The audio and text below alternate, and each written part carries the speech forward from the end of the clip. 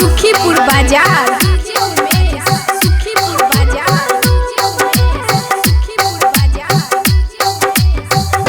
बनी ना एक जाति के हमरो मालूम बारे। बनी ना एक जाति के हमरो मालूम बारे। मगर तोहर है दीवाना जान काहे न समझत बारे। बनी ना एक जाति के हमरो मालूम बारे। बनी ना एक जाति के हमरो मालूम बारे। मगर मोर हाउ तू जाने जान काहे न समझत बारे। बनी ना एक जाति के हमरो मालूम बारे। बनी ना एक जाति के हमरो मालूम बारे। बनी ना एक जाति के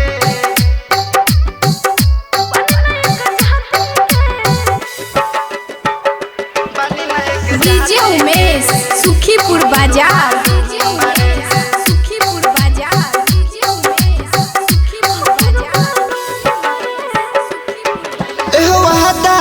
के दागा करेलू दिलबर से।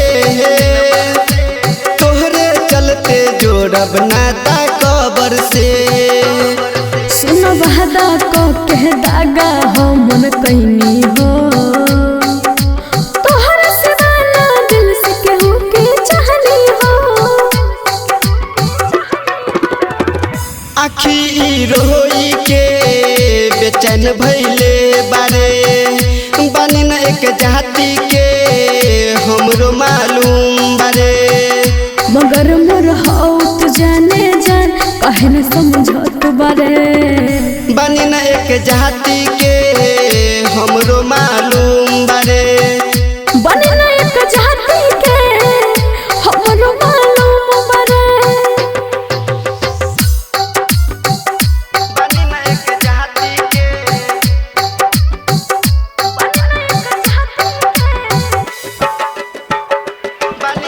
डीजे उमेश सुखीपुर बाजार